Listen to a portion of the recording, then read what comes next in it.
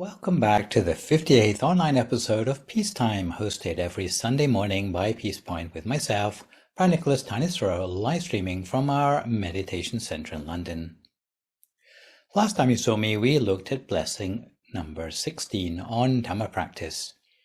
With the Dhamma talk today, we will continue in the Pillar of Society subsection of our series on enlightened living to the next blessing, blessing number 17 on looking after one's extended family. So today's session will run to about an hour and 10 minutes, starting with a 20-minute talk about how to identify one's extended family and why it's important to look after them. Then 30 minutes of meditation and 20 minutes to explain the appropriate ways to look after our extended family without overextending ourselves.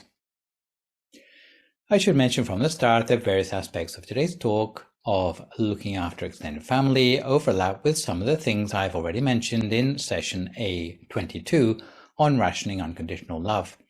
And there was an example about being roped into taking a neighbour's daughter to a piano lesson week after week, just because you happen to be washing the car in the driveway, that you'll probably remember me giving. Anyhow, there are many new aspects I will elaborate on today, especially the underlying welfare dilemmas and some scriptural examples.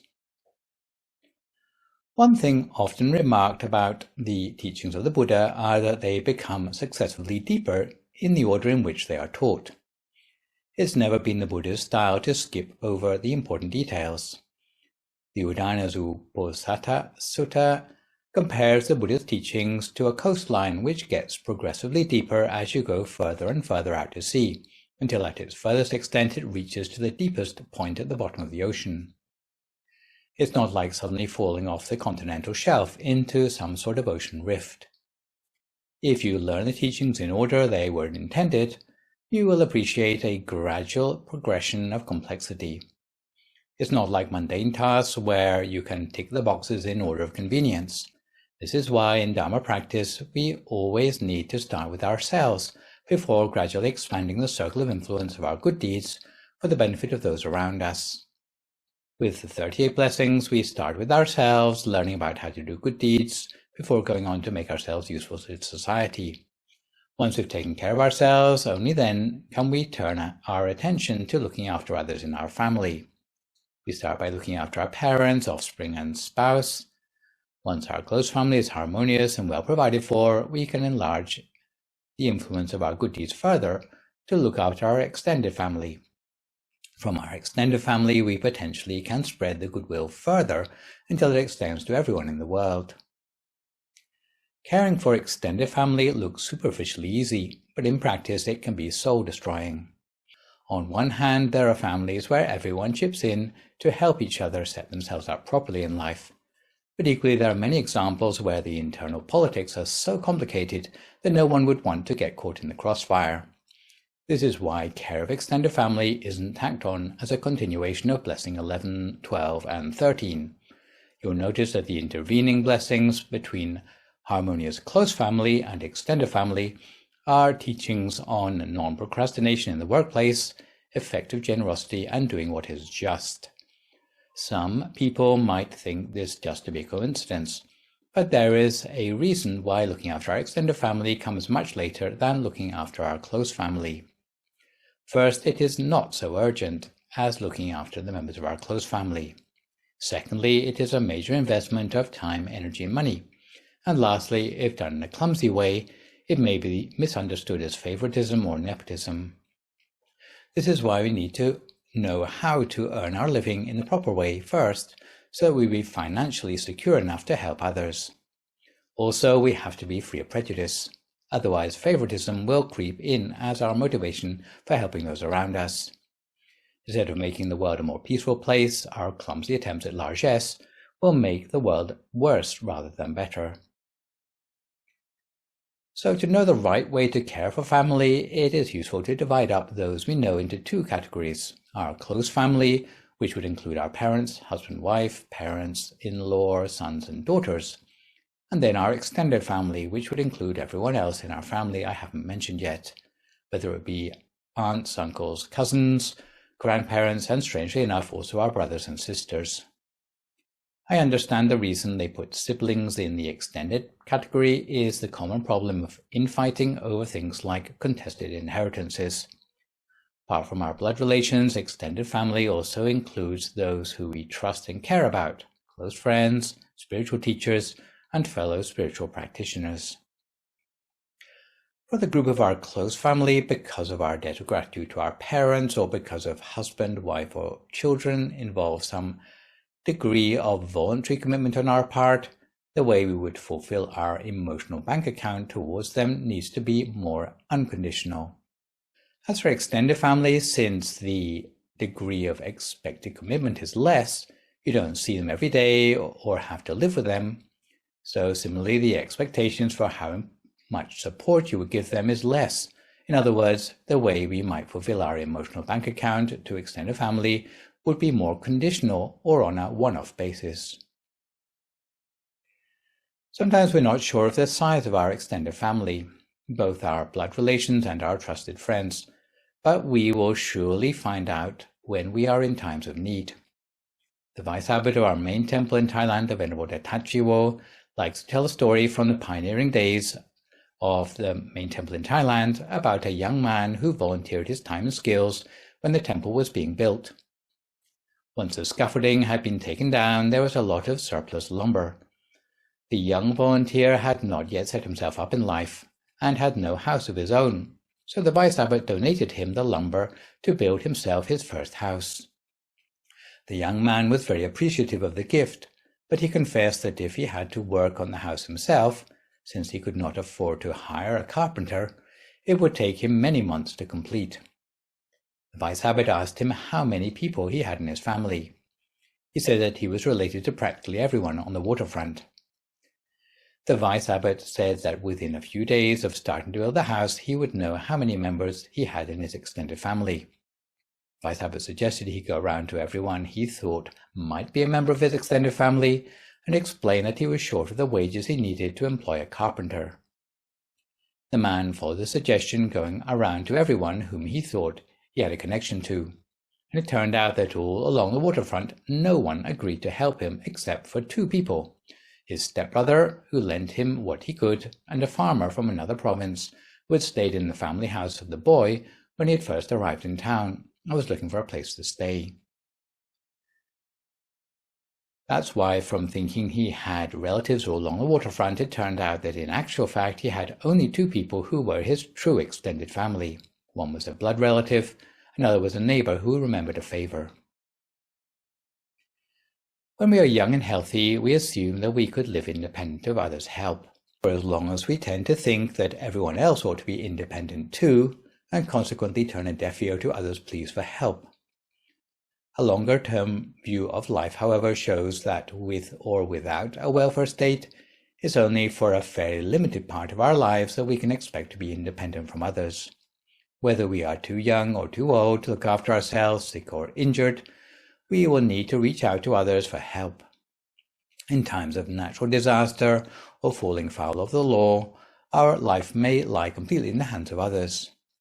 Even during life's rites of passage, starting out in life, getting married, or expecting a first child, those who are closest to us can help to smooth the journey. Without help from others, we will be like a lone pine, exposed unprotected to the wind that will soon be uprooted unless given the support and shelter of the other trees in the forest.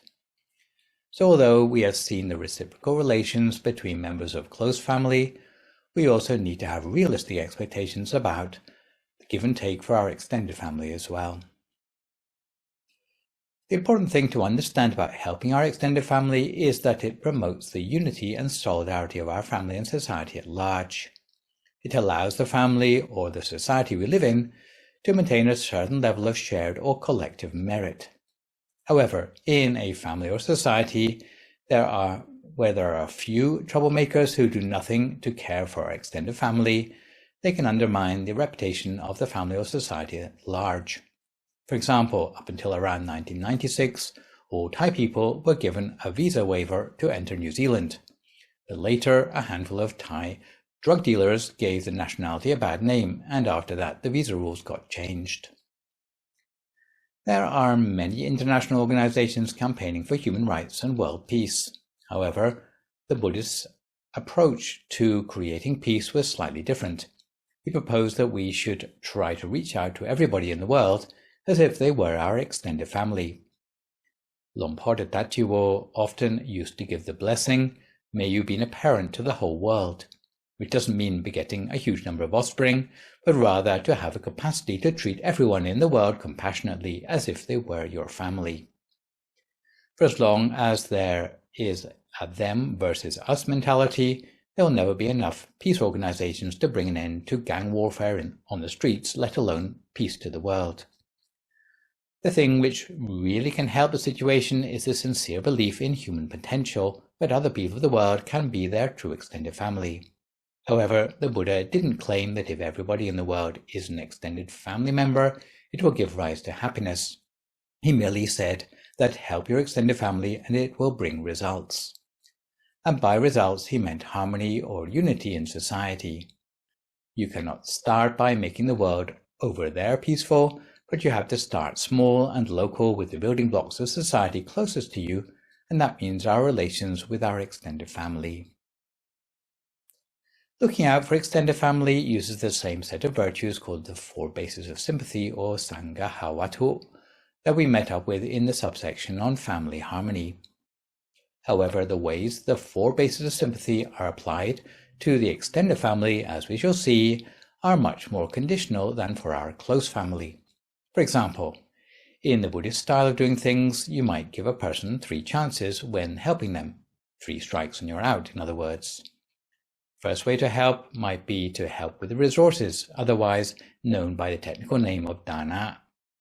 This means giving or lending whatever we can, spare, which are useful to our extended family.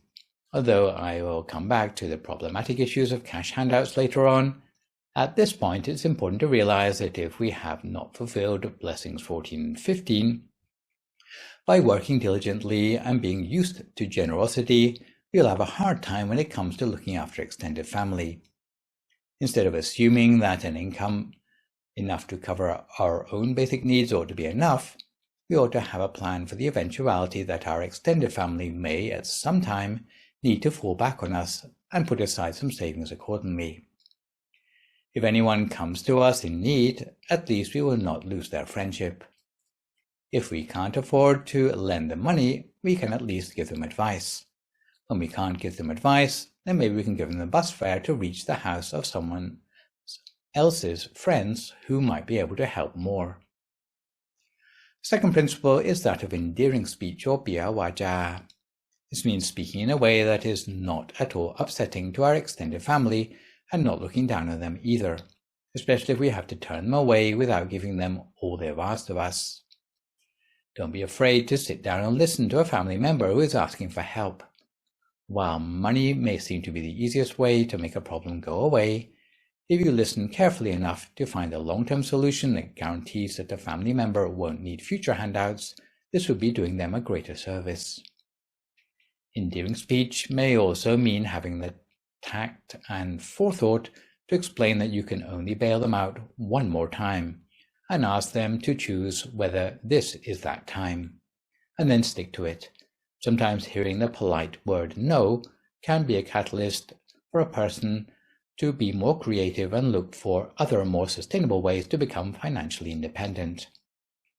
Just make sure that you are saying no for their long-term benefit and not out of cowardice or selfishness. Third principle is that of lending a helping hand, or Attajariya. This means helping out our extended family when they have work to be done. Even if you don't have money to lend, you are still strengthening the bonds of friendship with your extended family by giving them a helping hand. The final principle is that of being consistent to one's duty, or samanatata. This means behaving towards our extended family in a way that will not create suspicion. Even if they are poorly educated and inadvertently put us in an awkward situation like turning up unannounced at our place of work, we should still have the magnanimity to treat them acceptingly while only mentioning any possible faux pas when the situation is more relaxed on both sides. Harmony with our extended family is important because it's often the case that dangers that affect our extended family may eventually come home to roost and affect us too. In this connection, there is one of the early birth stories of the Buddha called the Vattaka Jātaka, where the Bodhisattva is born as a quail. At that time, there was a fowler who baited the flock of quails by imitating their cry. Whenever the flock settled down in one place, he would throw a net over the flock and capture them. The Bodhisattva suggested that whenever the fowler caught them under the net, if they were synchronized in the way they flew up into the air all at once, they could escape from the fowler by carrying away the net. The quails followed the Bodhisattva's plan, and the fowler had to return empty-handed for many days to face his disappointed wife. One day, however, two of the quails started quarreling, and though the Bodhisattva had warned them in advance of the consequences, they continued their wrangling. The Bodhisattva realized his plan for synchronized flying would not work anymore. So he picked an opportunity to move away from the flock with the most loyal of his followers. When the fowler returned and threw his new net, the two quails were still quarreling, and this time he was able to capture the whole of the remaining flock. We have already mentioned that help for the extended family ought to be conditional, and part of this means that we need to pick times which are particularly important to offer help. And in this respect, there are certain times when people have particular need of the support of the extended family around them. Such appropriate times for one-off gestures come under the broader headings of physical need, crisis, or rites of passage. Physical need means when members of our extended family are incapacitated by age or illness. Crisis might mean when our extended family falls on hard times or are victim to a natural disaster. We might take in an orphaned child from our extended family. In terms of rites of passage, an appropriate time to invest in our extended family might be when they're getting married or setting themselves up in their working life, when they need an extra opportunity at higher education or a travel bursary. If a member of our extended family is unjustly had up in court, we might agree to testify in their defense. I have time for one last story before our meditation today, and this time it is the example of how the Buddha taught by example that monks need to care for others in their community. Once the Buddha happened to see the sorrowful state of a certain monk called Tissa, who I think was affected by dysentery. The monk had been meditating diligently until becoming afflicted with that disease, and he had stinking open sores covering his whole body. Because of the smell, he had been abandoned by his fellow monks. The Buddha knew that Tissa would soon pass away, but he had the potential for enlightenment. So he proceeded to the fire shed, close to the place where the monk was staying. There, he personally boiled some water, went to the place where the monk was lying down, and took hold of the edge of the couch. It was only then that the monks also gathered round him, and following the Buddha's instructions, they carried the whole couch to where the monk could be made more comfortable. While he was being bathed, his robes were washed and dried.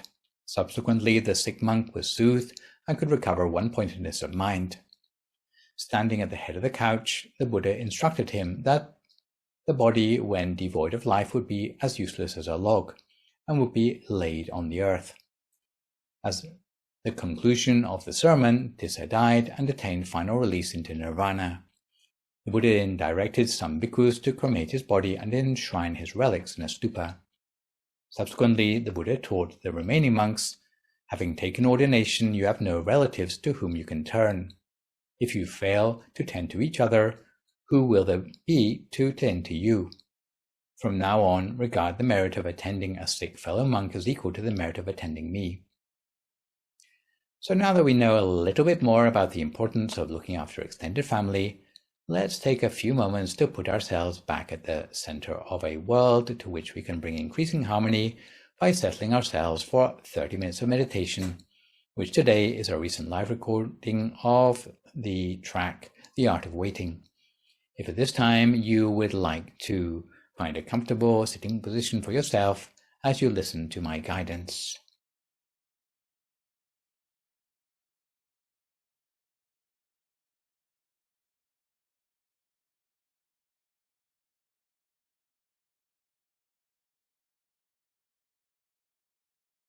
So if you'd like to start by settling yourself down into a comfortable posture for your meditation. If you'd like to close your eyes very gently and find a comfortable position for yourself with your back and spine in an upright, although relaxed posture. And you can withdraw your attention from any thoughts by taking a few slow, deep breaths to yourself. Inhaling fully and exhaling slowly.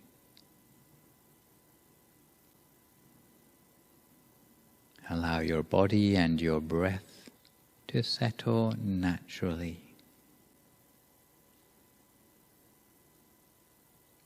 And you might like to check how you're feeling right now in this present moment.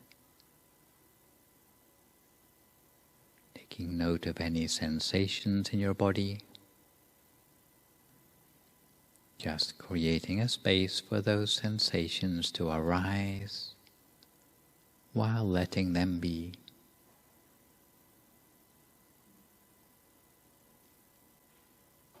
And each time we meditate to make sure our body is as relaxed as possible, we do what's known as a body scan, scanning down through the whole of our body while relaxing each and every muscle as we go. So we scan down from the very top of our head, relaxing the muscles of our scalp,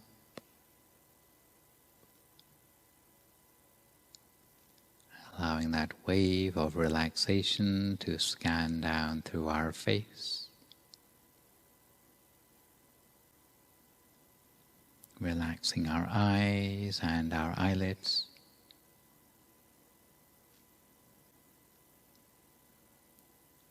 allowing our jaw to loosen while relaxing our lips.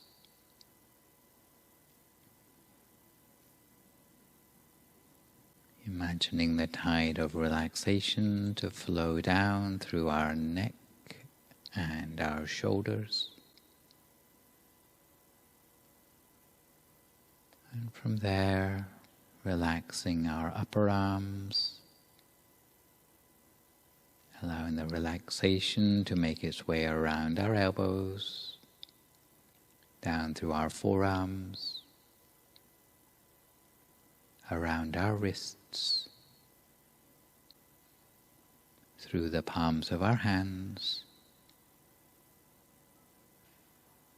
all the way down through our fingers to our fingertips, allowing them all to relax completely.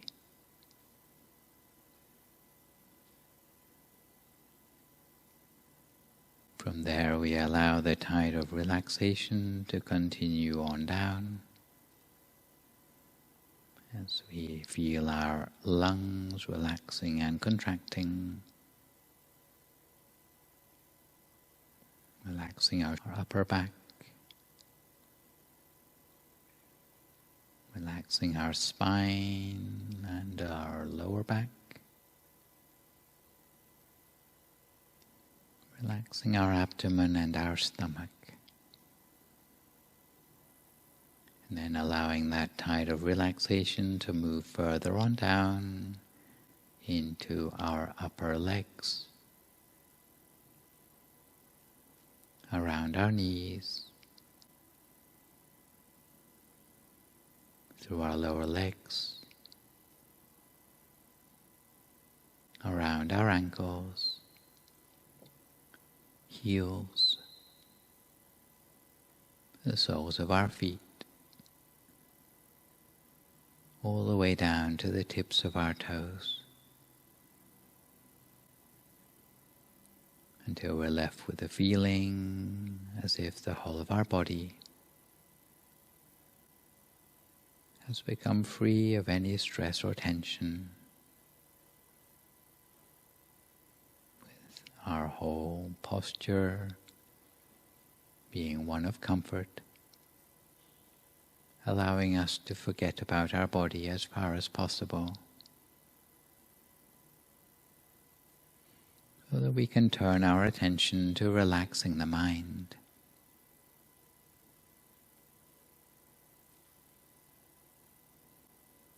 In order to put ourselves in the mood for the meditation, we might imagine that we're sitting in our favorite place in nature. Around us there is no one and nothing. We are sitting in a beautiful place where we feel safe and secure. You might imagine that the weather is beautiful, that the sky is clear and vast and beautifully blue in color.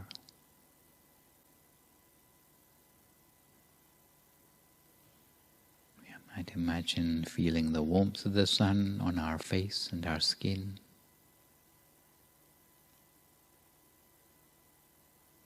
Or the touch of a gentle breeze brushing softly against our skin, leaving us with a sense of ease and contentment, allowing us to set aside any thoughts we might be having of the past or the future,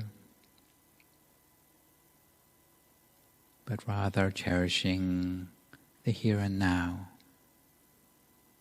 these precious moments that we have set aside for ourselves for our meditation. And having created a sense of happiness and spaciousness, both in body and in mind, at this point we might envision inside our body to be completely empty, without any muscles or tissue or organs, just an empty space inside us, but one filled instead with a sense of happiness and joy. And within this empty space of the body, we allow our attention very softly and gently to make its way down within the space of the body to a point located 2 fingers width above the level of our navel, somewhere around the area of our diaphragm or our solar plexus. And if you're not sure where the center of your body is actually located, then anywhere in the general area of the stomach will do. And as an anchor for the mind, we might envision a bright object within ourselves, such as a shining sun, a full moon, or a star at the center of our body. Sometimes in this meditation tradition, we even can imagine a crystal ball as the object to our meditation, as a symbol of spaciousness that is easily accessible, which is familiar to us. But however you decide to anchor your awareness, even if it's nothing more than a feeling that you have an object at the center of yourself, maintain your attention evenly, steadily at that point. Remain in touch with that inner object by means of that good feeling that you've built up so far in your meditation. Feeling the presence of that object at the center of yourself. For some people there may be an excess of thoughts in the mind. And if the thoughts are at a low level, it may be possible to get away with simply ignoring those thoughts. But if you find you still have thoughts arising in the mind, even when you ignore them, you might try making use of that traditional mantra, hearing the sound of words such as Samma Arahang, Samma Arahang, Samma Arahang, coming up as if from the very center of your body,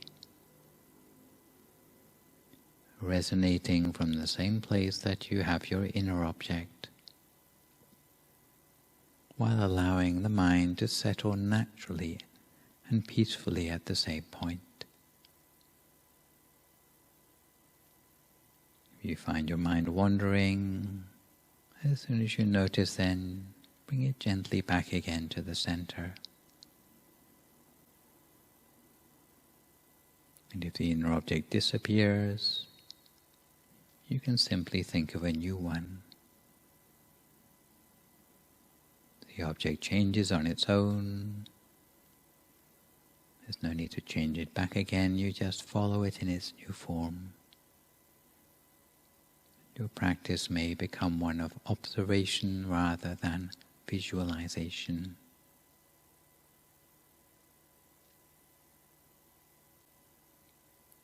And as we meditate more, we become more familiar with the idea of there being a space between our thoughts. A space between where one thought ends and another one begins. Because we start to find that we're able to step back from the thought we always take for granted. And this allows us to gain access to that sense of spaciousness in the mind. The spaciousness that lies beyond those thoughts. Allowing us to touch upon that sense of clarity in the mind that brings with it a sense of resilience and stability. And as we engage with that sense of spaciousness more and more, we'll also notice the way in which any previous stresses and strains in the mind seem to gradually melt away, leading us to yet deeper levels of inner peace. But in the meantime, we still have to work with the phenomenon of the wandering mind and the thoughts arising. We need to learn to observe these mental phenomena, treating them as nothing more than the manifestation of impermanence in our mind. Observing without interfering how the thoughts and emotions arise and pass away naturally in the mind, without getting caught up in these. Treating them as no more significant than clouds or turbulence, passing through a blue sky that is essentially clear.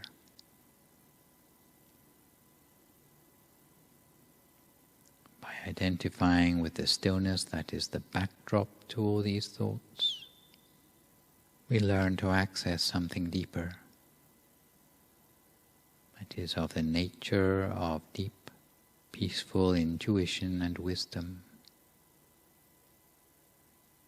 And once we have our first glimpse of it, then to be something we recognize in future meditations, motivating us further to continue to develop these skills, to the point that even if a sense of restlessness arises in the mind, We can even learn to watch the restlessness while disassociating from it,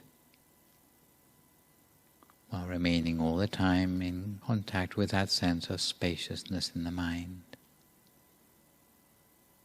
As our mind becomes unhooked from that restlessness or angst, allowing us to settle yet more deeply as we meditate for a few more moments now in silence, until we come to the appropriate time for some loving kindness meditation.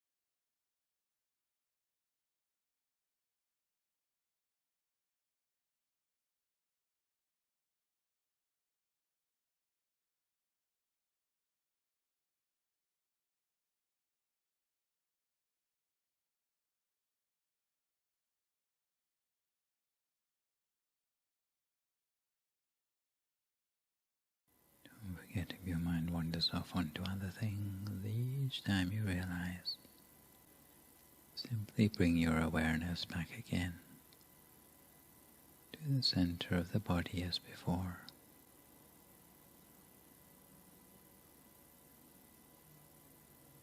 If the inner object disappears, we can conjure up a new one. If it changes, we follow it in its new form.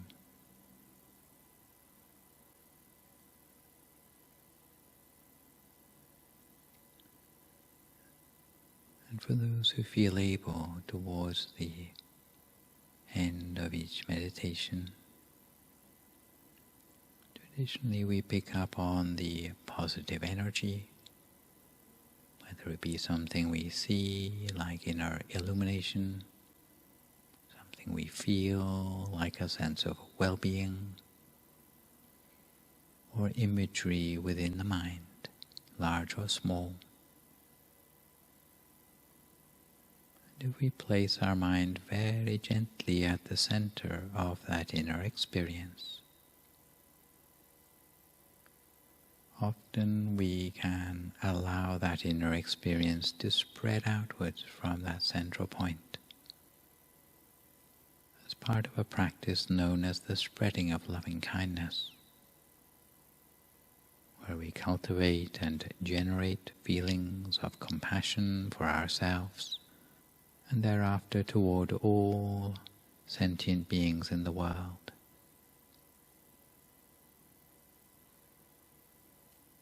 But it's important for us to have that sense of compassion or loving kindness as a starting point. And in this respect, we might start with the image of a dear friend or a family member who we care deeply about. It could even be a pet that we care about. And imagining that that person or loved one is right in front of you, you connect with the feeling of loving kindness that you have for them, with the feeling of gratitude that they're in your life. You can imagine those feelings of loving kindness growing and expanding outwards, as if from the center of your own body. Imagining this feeling of loving kindness extending outwards through every cell of your body, all the way from the top of your head right the way down to the tips of your toes, radiating outward from your center. And in this way we start by extending loving kindness toward ourselves first of all,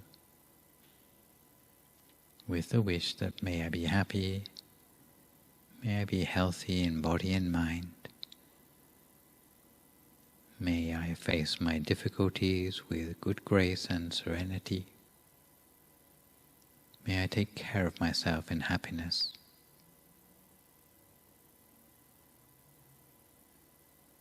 Taking note of these feelings of compassion, care and kindness, tenderness and openness, we send forth these feelings to ourselves. And from there, if we can, we imagine these feelings growing and radiating outwards from the center of our body, initially to the whole of our body, almost like a perfect protective bubble, and extending beyond the boundaries of our own body, outwards into the whole room around us like an aura or a halo, taking in all the people around us,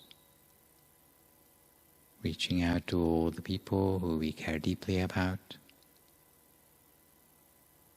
imagining them uplifted in body, mind and spirit, as they respond to our loving kindness, to the care and gratitude we have for them.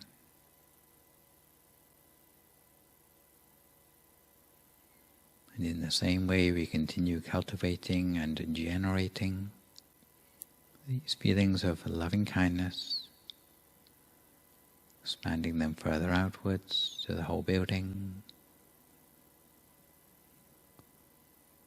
So the source is our center, but the radius of our loving kindness extends to the whole building. Wider still, to our friends, to our family, to all the people in our neighborhood, even including those who we might not know very well.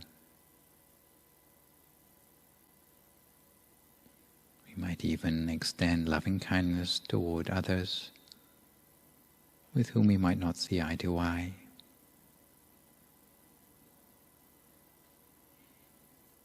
We extend that loving kindness with the wish that may everyone in our community be safe, be happy, be peaceful. May they be healthy in body and mind. May they be able to face their difficulties with good grace and serenity. And may they experience peacefulness and contentment in life.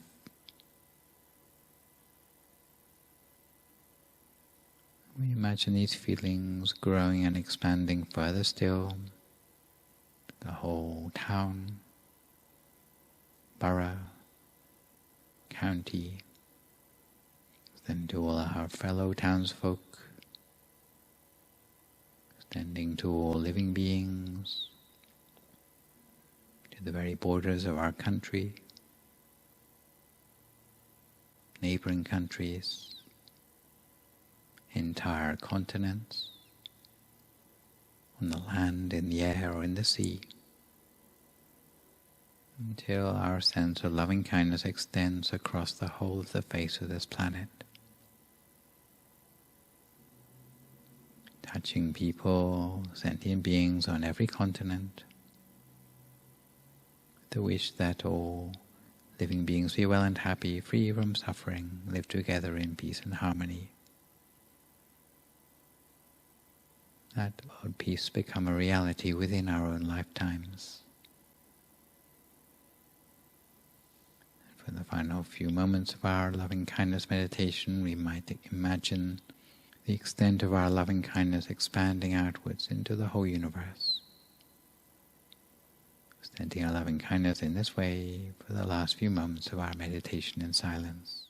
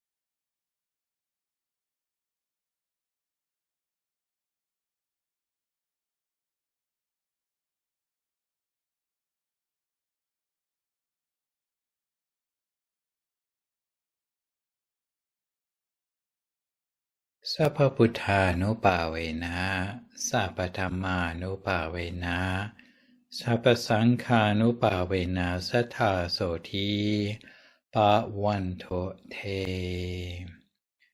So if you'd like to come to the end of your meditation for today, you can gradually open your eyes again. If you feel at all uncomfortable, then slowly try changing to a more comfortable position before gently finishing your practice. This is probably our only opportunity in the 38 Blessings to discuss the principles of giving welfare. So the extended family is like a placeholder for any welfare work we may get involved in as a pillar of society. The book Robert D. Lupton, published in 2011, called Toxic Charity, gives us startling statistics that, in spite of $1 trillion in benevolent aid to Africa over the last 50 years, country by country, Africans are far worse off today than they were half a century ago. Rather than discouraging charity, however, he recommends that when giving charity, we should never do for the poor what they have or could have the capacity to do for themselves. Limit one-way giving to emergency situations. Strive to empower the poor through employment, lending and investing, using grants sparingly to reinforce achievements. Subordinate self-interest to the needs of those being served. Listen closely to those you seek to help, especially to what is not being said. Unspoken feelings may contain essential clues to effective service, and above all, do no harm. As most of us do not get to be the commissioner responsible for national foreign aid, probably the closest we will get to major welfare projects might be the sort of situations where we are asked to intervene with personal funding on behalf of members of our extended family who claim to be in need. However, many of Robert Lupton's principles still apply, even from the point of view of Buddhists, who are generally assumed to be quite a soft touch with regard to helping people. As with many of the Buddhist values in the 38 Blessings, I have had to think long and hard about adapting the advice about extended families given in this 17th blessing for the benefit of audiences in the West, because unfortunately individualistic societies tend to underestimate the value of family life. Often Westerners have very sophisticated ways to justify staying selfish. Meanwhile, in many other places around the world, including countries where Buddhism is the dominant religion, family take care of each other, and this means family that doesn't just include spouse and kids.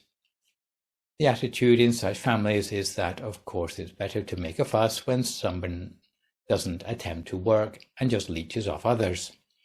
But for many others who are just having a rough time for once in their lives, there's nothing wrong with some monetary support. There is an expectation that families will work together and support each other to make sure every member of the family stays on a successful financial level. When a child is supported through school and graduates and lands that great paying job, there's an expectation that they will give back to the family and teach the same to their children so that no one ever suffers. The assumption is that even if you get a good job as a result of your education and earn your money, it's not really your money to keep.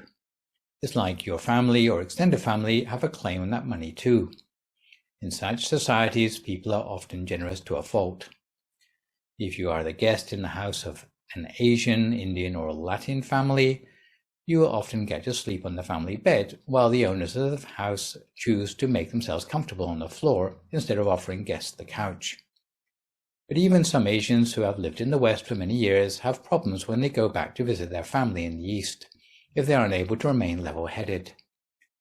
When they go back to their home country to visit, they are often confronted with a long line of extended family members asking for money to buy land, a new car, a taxi permit, to pay off damages or hospital bills, all big sums of money. And even though those relatives haven't been in contact with them for years.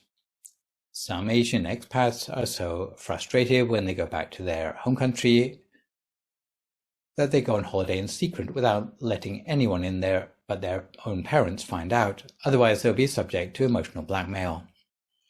Especially in Asian society, family can be a very emotional issue, and even seasoned Buddhists can forget that there is a fine line that needs to be drawn between helping people in need and being taken advantage of, which, if you do not draw it, will force you to put a price on your friendship.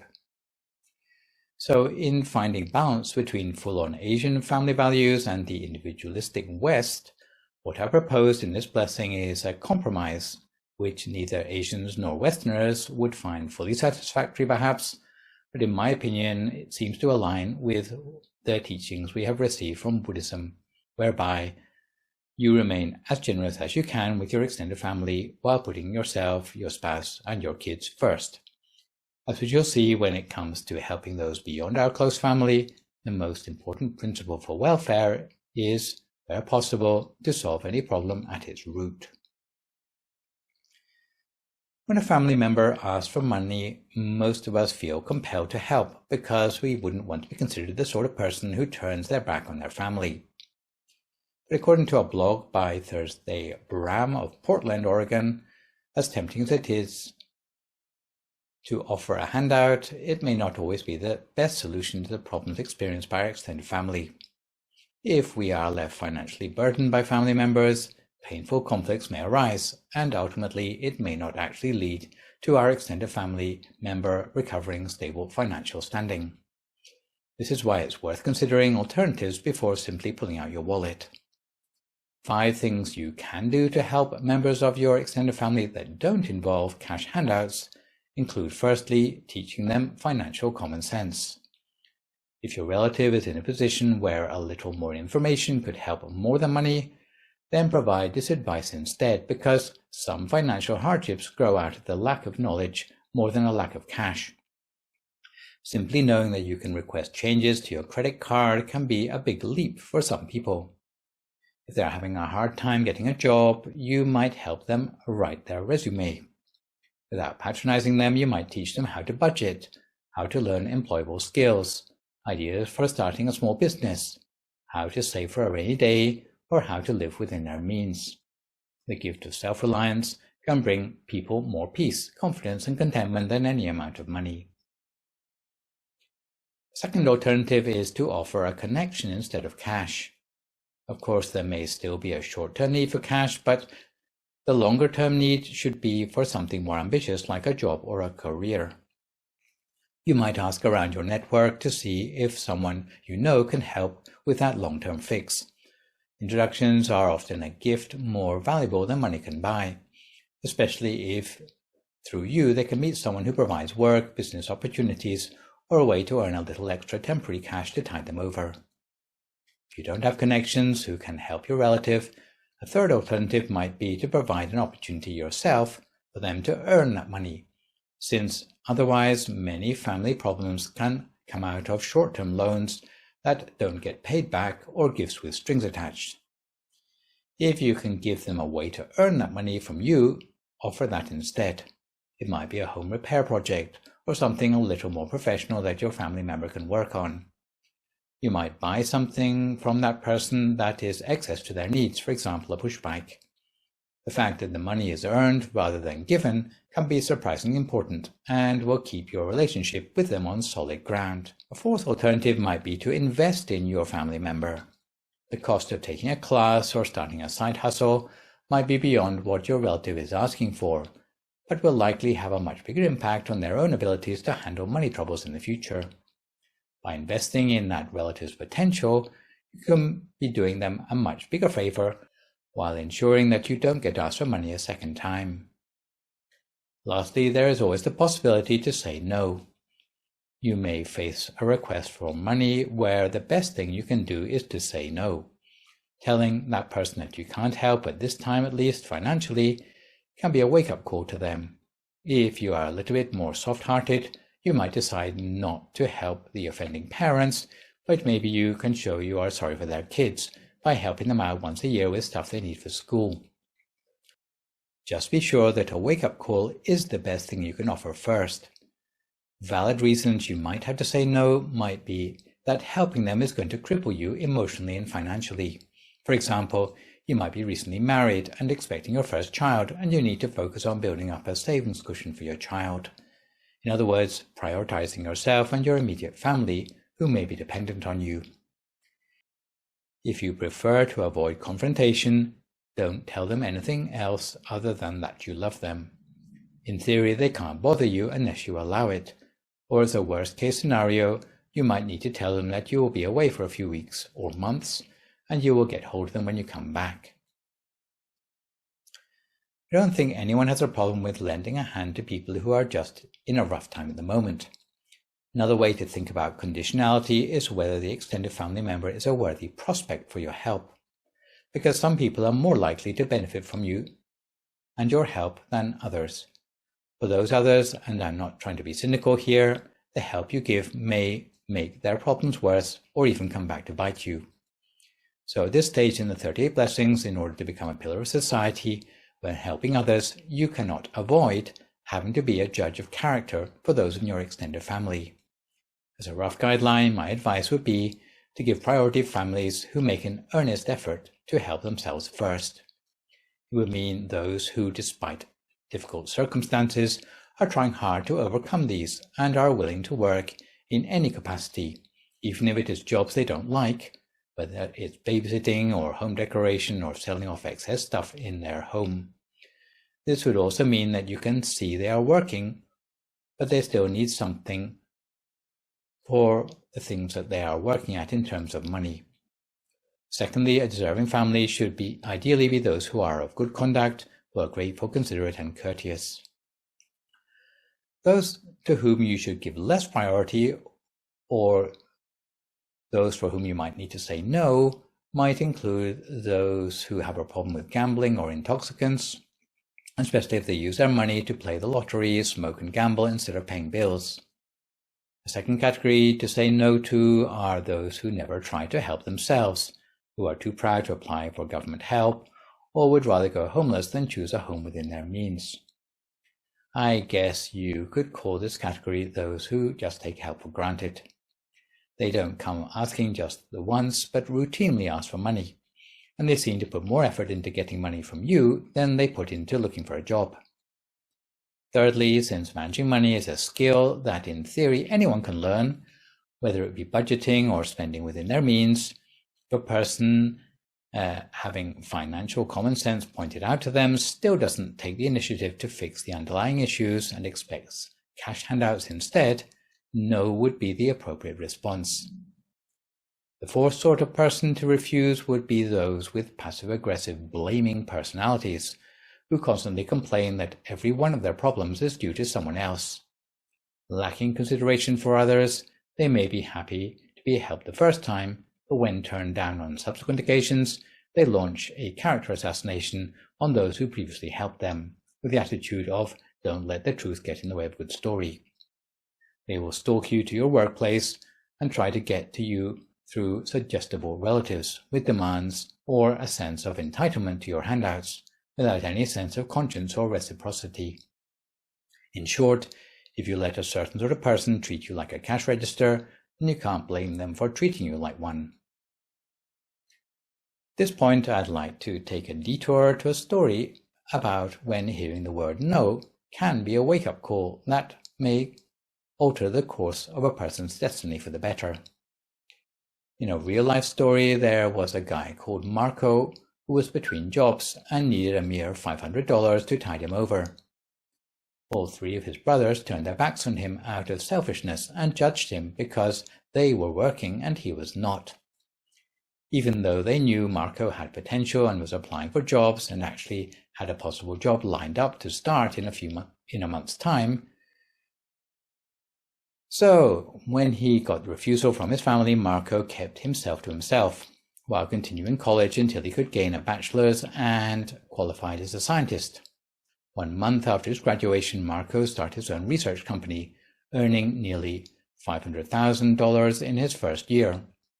It turned out that since he had his newfound wealth, every family member and friend was now interested in him again, and they came to him asking for handouts.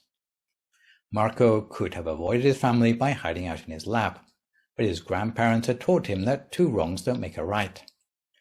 One of Marco's brothers had recently accrued a $3,000 child support arrears fine because he got laid off from a swanky trucking job that he used to brag about. The brother had a warrant on him, got arrested, and was sitting in prison with nobody offering to help.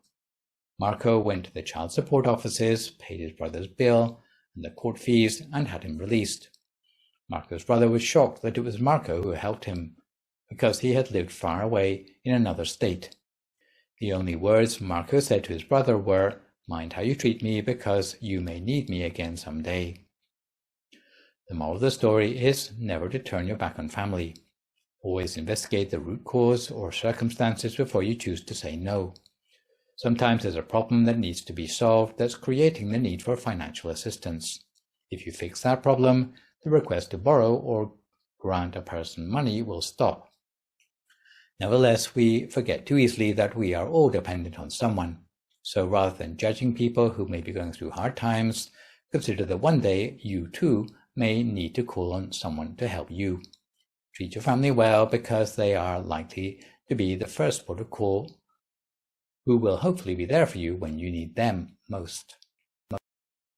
Without our family, we end up lost, confused, ungrateful, and unhappy individuals who want nothing but satisfaction from me. One person without anyone to fall back on has very little strength.